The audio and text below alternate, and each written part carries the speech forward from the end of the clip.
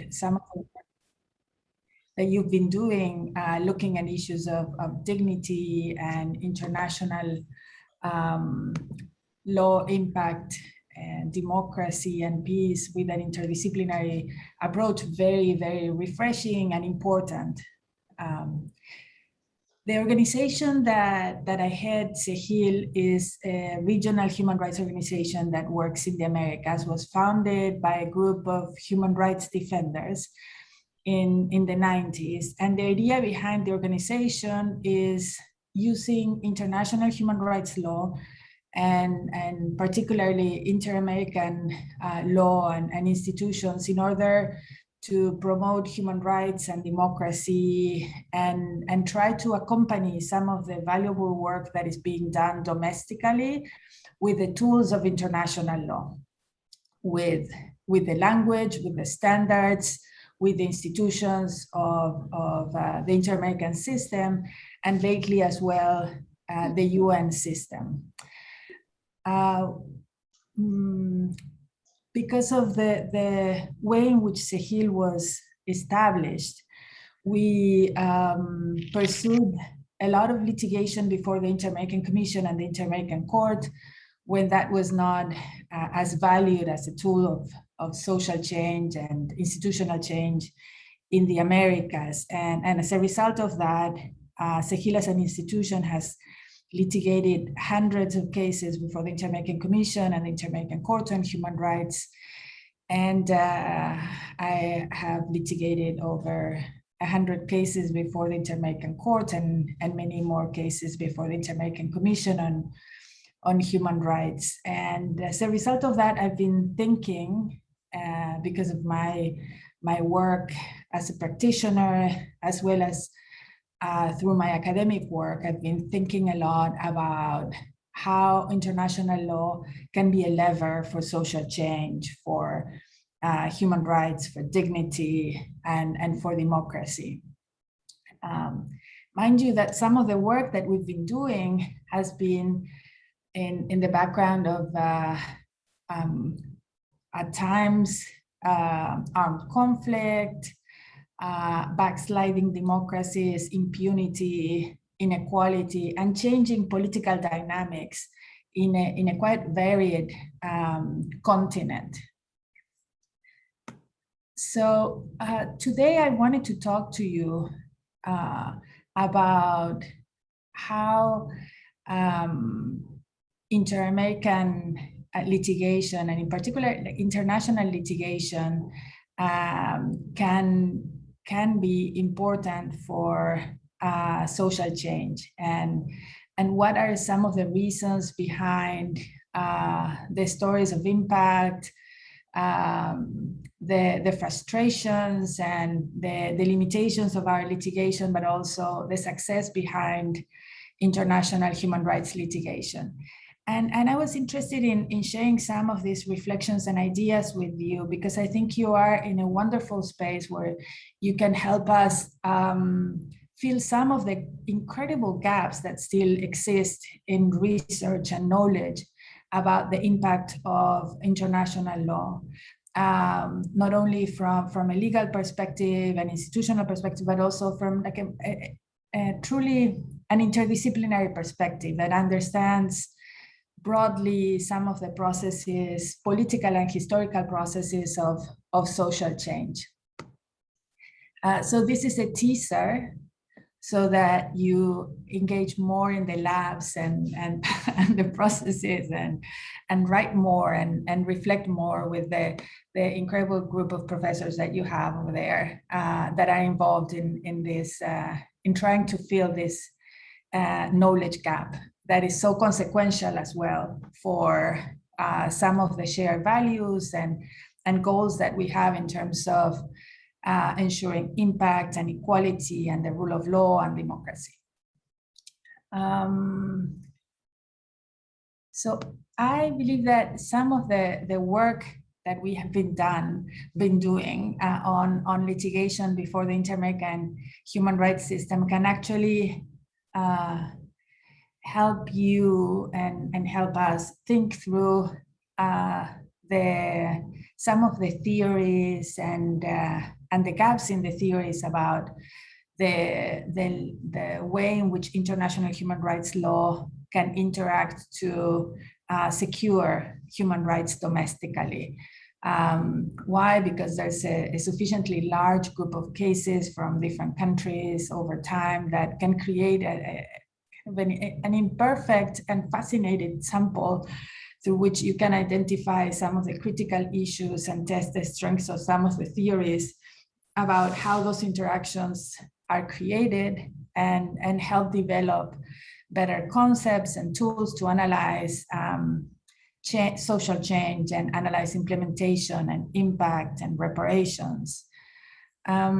So my plan for today is to do a brief explanation about human rights litigation in the Inter-American system, talk about one of the most interesting and complex cases that the Inter-American system is known for, the Barrios Altos and Cantuta cases of Peru, and then provide some reflections about litigating for social change, focus on victims, and leave you with some areas of knowledge where I think that there are still important gaps that should be filled. So to start about the Inter-American human rights system, many of you already are familiarized with the work of the Inter-American Commission and the Inter-American Court on Human Rights. This system is a two-tiered system. These bodies, the Inter-American Commission and the Inter-American Court on Human Rights, establish state responsibility for human rights violations based on acts and omissions by state actors. Most continental Latin America has accepted the jurisdiction of the Inter-American Court, which is one of the key bodies of this system, and the Inter-American Court can issue binding judgments against those countries. The court grants individual remedies to victims, but can also address some of the institutional and social issues that underlie the human rights violations that are established in specific cases, looking at some of the causes and consequences of human rights violations, and it can order pretty broad remedies.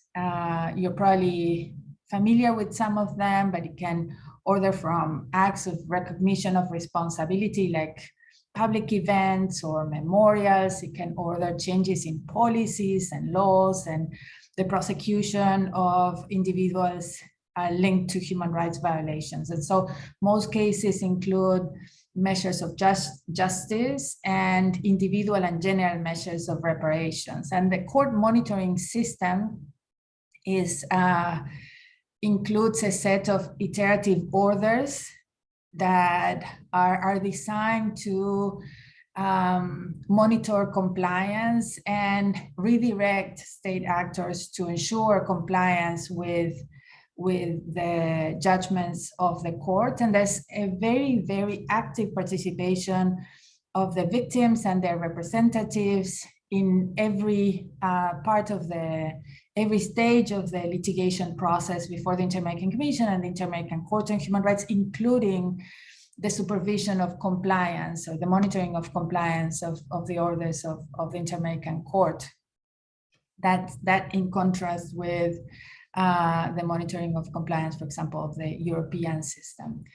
On the victim side, many victims are accompanied by human rights organizations and lawyers, and that has also shaped part of the way in which litigation has been done and what type of structural orders have been issued.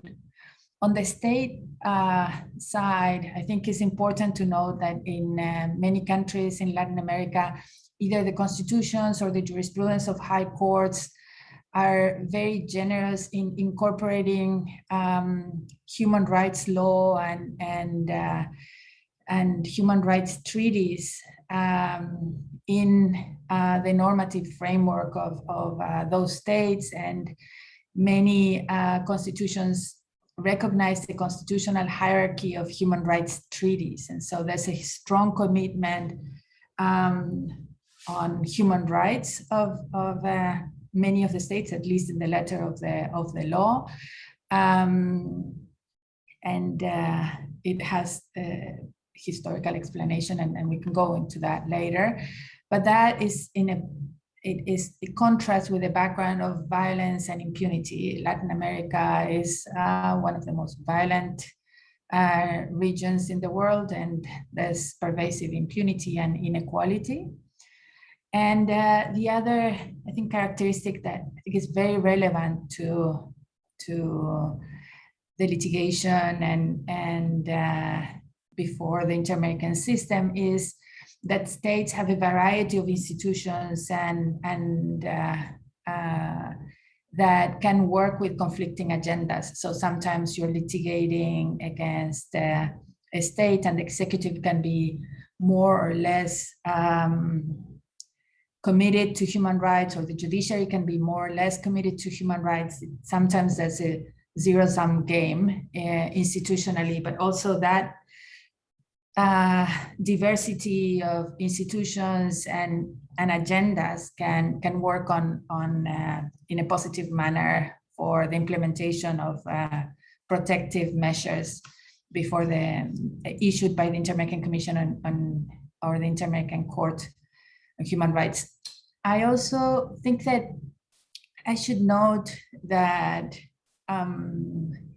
in some regions, the regional tribunals have not had as strong as an impact as in the Inter-American system. I think that the Inter-American Commission and the Inter-American Court on Human Rights can very honestly say that they have shaped part of the history of the continent and part of the history of several countries in the Americas. That impact has not been even. It's not true for every country in the region, but it is true for many countries in the region on many critical issues for the rule of law and human rights. Examples of that are the recent history of Peru, where the Inter-American Commission and the Inter-American Court had supported the fight for accountability about related to crimes against humanity, and the same can be said from Guatemala and Argentina and Uruguay, where the Inter-American system has had a very strong impact. I think many of you might remember the disappearance of the 43 students in Mexico and Ayotzinapa, and the Inter-American Commission, through the establishment of a group of independent experts, also had a very interesting and important impact in that context, and in the development of legal frameworks and the protection of rights. I think on issues of the protection of women from domestic violence, and the use of rape as a tool of war, and access to information in many of the countries, and securing a more open space for public debate. The Inter-American system has been critical in developing standards and creating legislative changes and practices in key countries. So I wanted to go specifically to the case of Barrios Altos and Cantuta, and tell you a bit more about that case and the litigation of those cases, actually, because it helps understand some of the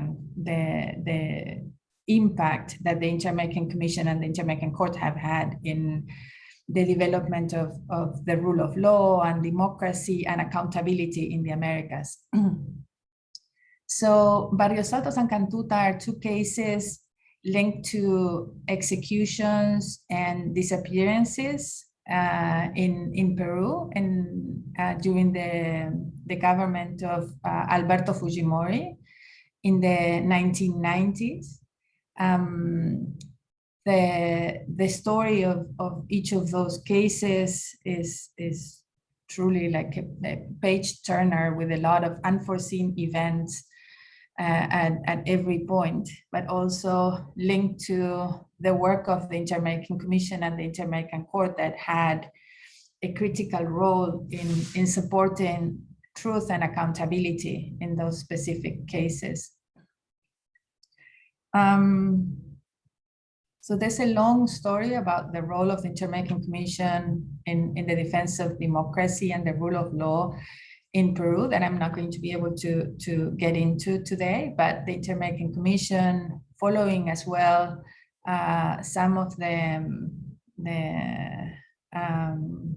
information that was brought before it by human rights organizations in Peru, had a critical role in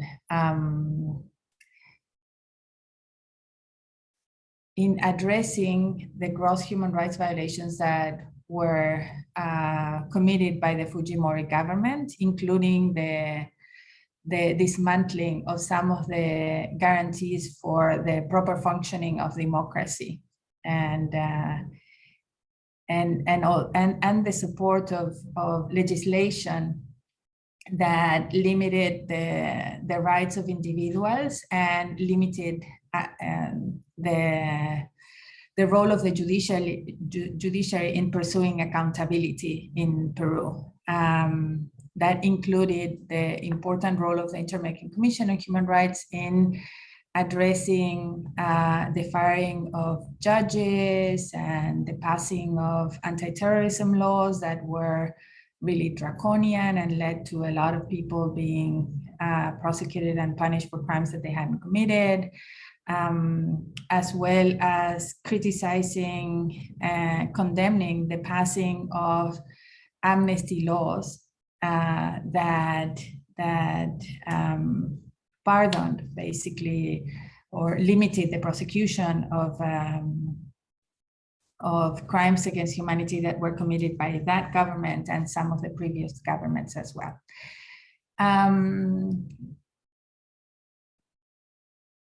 Barrios Altos, in the case of Barrios Altos specifically, the human rights community closed ranks and tried to support the family members of those that had been executed in that massacre. Not only because they had a very important claim of human rights violations, but also because the government decided to put a stop at any investigations that could bring light on the crimes against humanity committed by the government based on the advancement of investigations and prosecutions in the case of Barrios Altos. So the government issued a couple of amnesty laws and limited the possibility of investigations on that case. The family members of the victims, as well as human rights organizations, brought that case before the Inter-American Commission on Human Rights, that promptly took up the investigation of the facts and moved towards declaring the set of violations that had occurred in the case of Barrios Altos, including condemning the passing of amnesty laws. At that point in time, the Inter-American Court on Human Rights had not yet dealt with the issue of amnesty laws and was a bit hesitant in moving in the direction that it eventually took on declaring that all amnesty laws that that condemned human rights violations were contrary to the American Convention, or at least that was the perception by many of the members of the Inter-American Commission on Human Rights at the time. And when human rights victims decided to present the case before the Inter-American Commission, it was at a time when the government of Fujimori was very popular, and there was no indication that it would eventually fall. So the reason why victims and human rights organizations brought the case internationally was not because they were expecting that the case would create a framework for accountability, but because they thought that it was important to have an international body that would clarify what had happened and call for prosecutions and criticize the amnesty laws. I was one of the lawyers that joined the case early on, and when the case was referred to the Inter-American Court, there was a change in government because the government of Fujimori fell in Peru, and the case before the court became a very important tool for pursuing accountability. We had we had a litigation strategy that included not only criticizing the amnesty laws, but asking as a reparation that the amnesty laws would be declared without effect, and that the government and the different public officials that were linked to the case would face justice, which seemed very, very unlikely at the time. And the Inter-American Court decided, after hearing before the tribunal, that it would not only establish the violations of the different rights, but also advance the jurisprudence of the court in the direction of declaring the amnesty laws without effect, and that eventually triggered the prosecution of hundreds of public officials that were linked to crimes against humanity. And later on, the case of La Cantuta was a key tool to pursue the prosecution of President Fujimori that had fled to Japan and then went to Chile. It was a long story of unlikely events that ended up with him eventually being extradited back to Peru and facing a trial that put him in prison with a sentence of 25 years. And after that, because of the different changes in the political landscape in different institutions and the government domestically, and the alliances that different power groups made domestically, there were several attempts of freeing former President Fujimori. And at every turn, the Inter-American Court was critical through its supervision powers, through its monitoring process, in ensuring that Fujimori would stay in jail. So there were several decisions linked to either Barrios Altos, La Cantuta, or both cases together that ensured that President Fujimori would fulfill its prison sentence.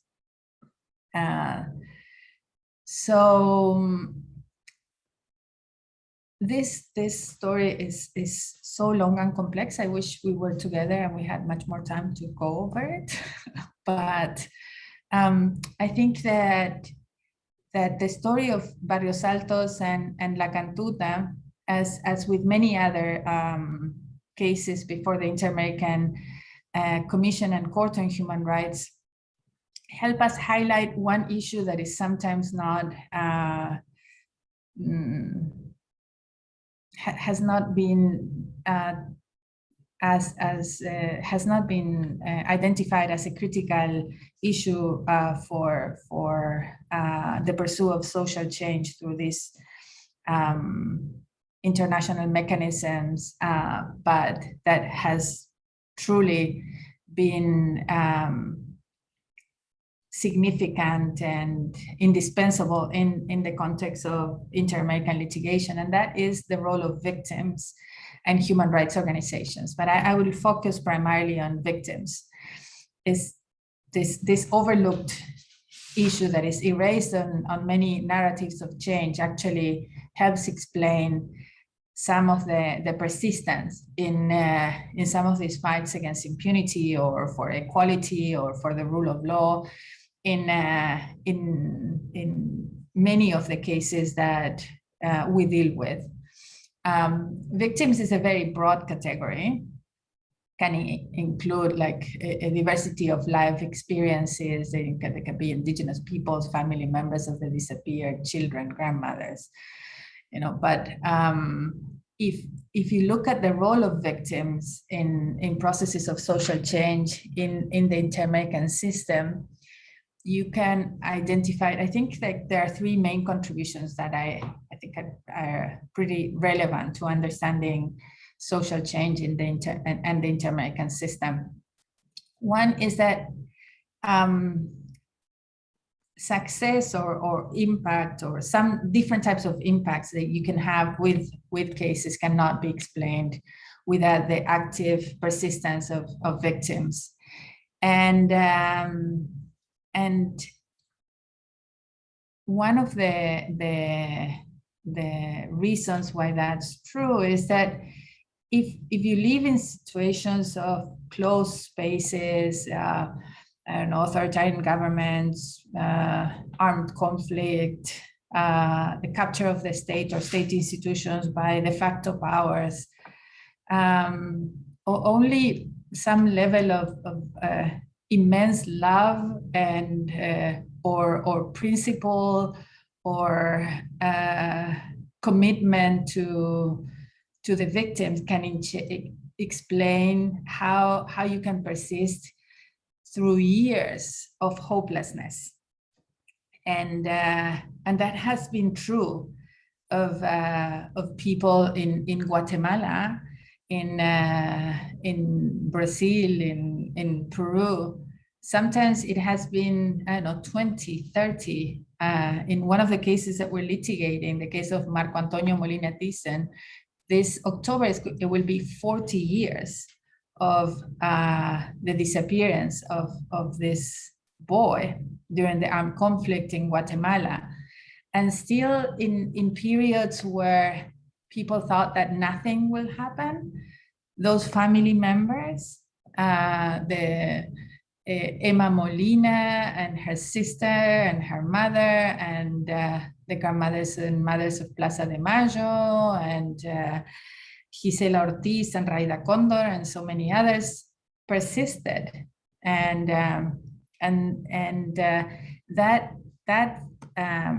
that fire, that push for truth that is so forceful and inspiring is in the midst sometimes of a lot of like social criticism to their causes and their family members and at the risk of their personal lives and livelihoods. They have pushed issues forward, and they have pushed for collective processes for accountability. And if you look at some of the cases that have been done domestically for accountability, you can also see that there's a lot of participation of family members and victims of human rights violations in those processes. The second issue where I think that victims have been really critical in processes of social change is in diversifying the tools for change. I think that sometimes victims have been ahead of researchers and lawyers and public officials and others in understanding the politics and the levers of change, and looking at litigation in combination with other social processes, with education, with social mobilization, with memorialization, with press work and advocacy. So they have been critical for some of the processes of social change because of the role that they have played and the understanding that they've had on these processes, on this more complex look at how the law and how could be useful in the context of other tools for social change. And the third main contribution that I think that victims have also made to social change is in the development of international human rights law in the Inter-American system. If you look at some of the most well-known contributions of the Inter-American system in terms of legal standards and developments, there's a lot of the language and the claims of victims and family members behind some of those developments. So I do sincerely believe that some of the contributions of the Inter-American system have the, as we say in Spanish, like the fingerprints of, of victims behind them. For example, on issues of reparations, when the case of El Amparo was litigated in the 90s, the court still was very close to the jurisprudence. The Inter-American court had the jurisprudence that was, more generous and interesting substantively than the European court at that point in time. But with issues of reparations, it was still pretty conservative and closer to the European model in terms of establishing the violations and determining monetary compensation as the main form of reparations. But the victims of El Amparo asked their lawyers team to go forward and try to argue for something beyond monetary compensation. And as they told us, it was because their children were not cattle. They said, my child was not a cow. I don't want compensation. I want justice. And so the legal team was trying to translate some of those claims that came from the victims, and they also came from the human rights movement in looking for actual justice as a measure of dignity and equality under the law and the protection of rights, and argued that the court had to order not only compensation, but also had to order that the state had to pursue justice and accountability for those violations. And that we also asked for some legal changes in the law that we didn't get, but we did get the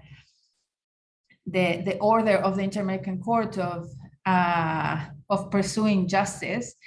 And that, I think, was a major change in the jurisprudence of the Inter-American Court on reparations.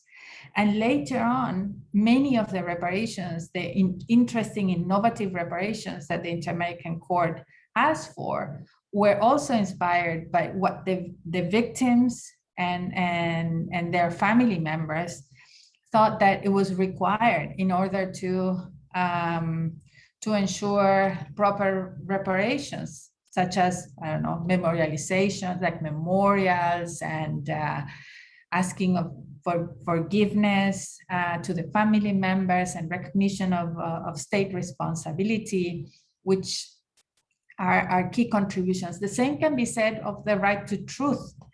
If you look at those developments that have now been recognized by international human rights law, and we even have a special rapporteur on the right to truth, and at the UN, is that idea that truth, that the right to know, and that truth was a right, came from the family members. It didn't come from the lawyers or from these very knowledgeable judges or commissioners. It was listening and constructing from those contributions that the victims and their families made to the development of the law. So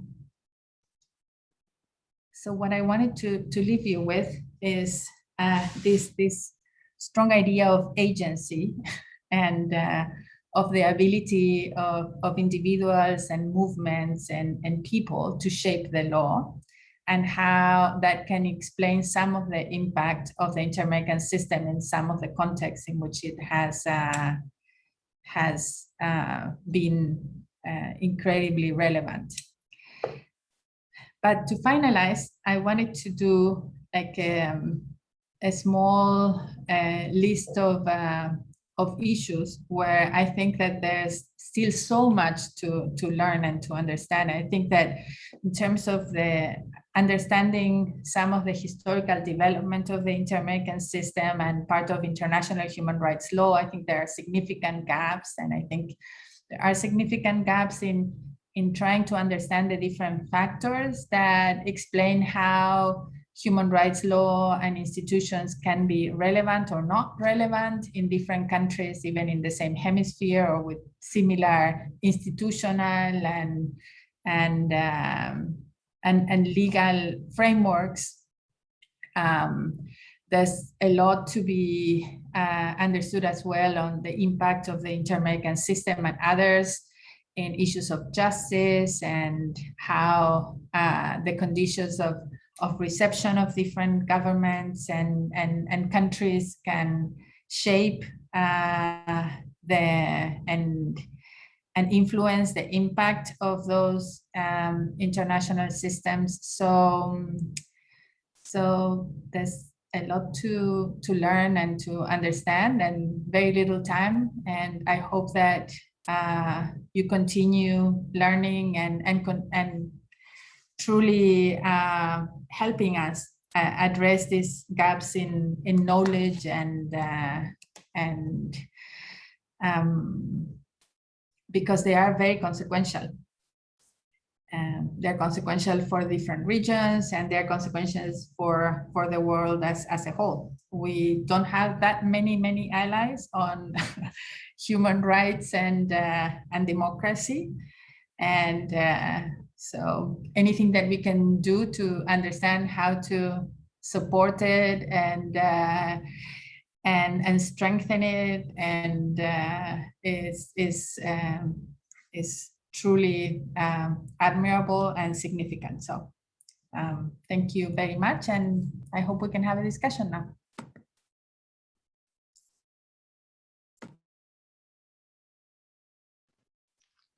Thank you very much, Viviana, for this great lecture.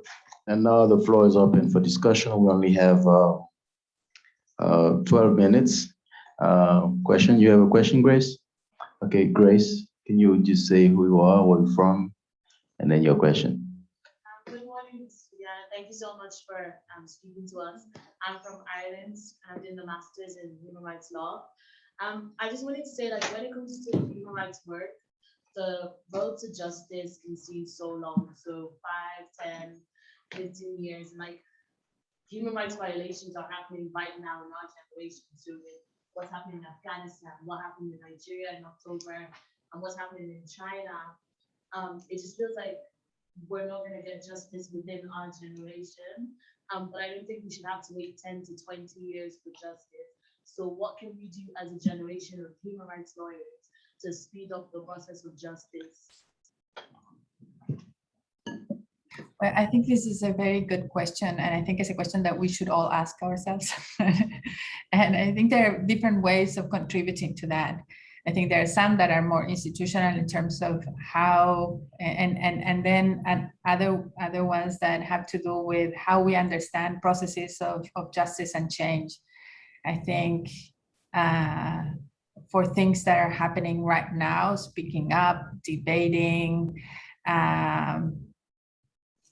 putting a light on those issues and focusing on those issues is critical.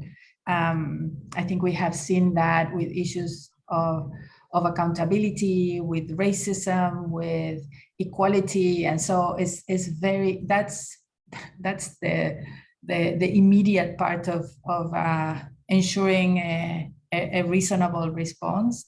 I also think that we cannot abandon and give up on prompt justice nationally and internationally. And I think for national mechanisms, there are lots of paths and ways of trying to strengthen and respond the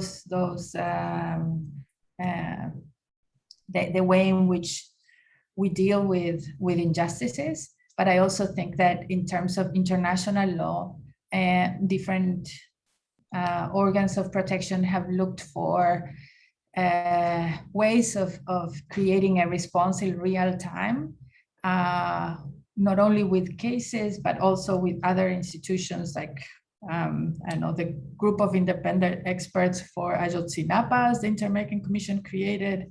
And also we should pursue and create a roadmap for prompt justice internationally with the cases. I think that I was looking at some of the reports of the InterAmerican Commission in the 90s that are not even on the web right now. I didn't know that, but we still, fortunately enough, have some of those books that have the reports in our office.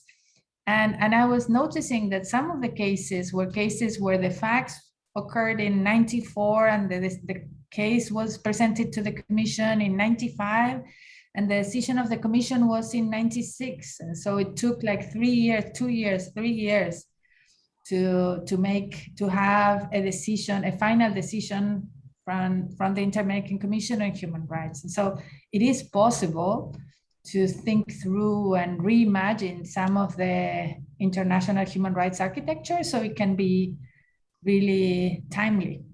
And that is something where we need you and your varied experiences and bright minds thinking through those processes, because at least at the level of the InterAmerican Commission on Human Rights, that is a recurrent, entrenched process that cannot be dealt with, or has been, I don't know, a constant failure of the last, I would say, 15 years of the InterAmerican system.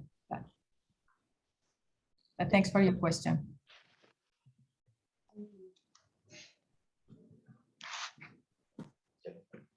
Yeah, I don't know if you can listen to me. Yep, great. My name is Angelica, I'm from Colombia, and I wanted to ask you about like which elements do you take as an organization into account to select the cases which decisions would make like the huge impact or the bigger impact for the region? So we take into account several criteria in order to select cases. We only litigate paradigmatic cases, but generally how we select them is we have a diagnostic on what are some of the more pervasive human rights violations in the region as a whole, and then some issues of concern in different countries. So there's a thematic element to how we select cases. Sometimes there are areas of the law that are underdeveloped. For example, I think right now there's a big gap on issues of environmental justice, and that is an issue that should be addressed. For example, I think there are issues of digital rights that should be addressed. I think 10 years ago or 20 years ago, there were significant gaps in issues of the protection of journalists and free expression, and on issues of accountability and victims' rights. And so depending on the area of the law, but also on the situation of different countries, we might decide based on those thematic considerations. Then we take into account the evidence in the case and the partners in the case, and the victims and their willingness to pursue the case for a long time, and then we take into account our resources. Sometimes we also do not take some cases that, you know, of persons that have suffered human rights violations, but we think that either the case would lead to bad law, or that it could create a boomerang effect on a thematic or area or in a country. So there are different considerations. And then we do a lot of work that is not really for standard development necessarily. This is for changing the conditions in some of the countries. So we don't think of the Inter-American system as a super constitutional court, but we think of the Inter-American system as a super constitutional court that also has a duty to protect rights. And so, for example, if it were only for the development of the law, we should stop taking cases where people have been tortured or executed or disappeared, because there's a lot of legal standards have already been clarified, but we still have to say to states, do not kill, and do justice fairly. So thank you, Angelica. Hello, my name is Nicolas. I'm also from Colombia. I have a question regarding the role of universities in the, let's say, in the teaching or the formation of lawyers, especially here in the Americas. In Colombia, actually, for example, international law and human rights are usually mandatory courses for lawyers.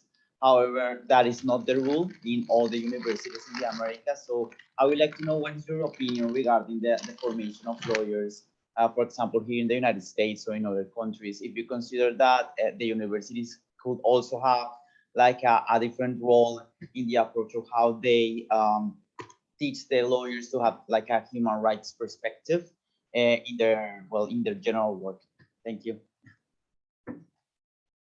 I think universities have a critical role in exposing students, shaping students, creating debates. And so I welcome and encourage universities to teach human rights law as part of the core curriculum. I don't think that that's something that is done in the US, and I wish it were. I think sometimes part of human rights law permeates other classes that people have. In Latin America, I wish every university had human rights law as part of the core curriculum, because we still have such a significant deficit, and human rights law has been incorporated into some of constitutional law.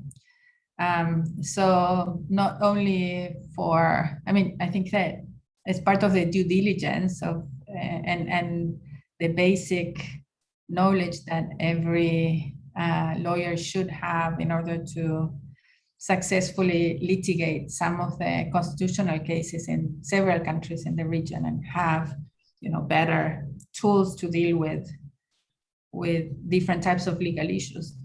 from property concerns to, I don't know, traditional human rights issues or issues of criminal law or civil law. So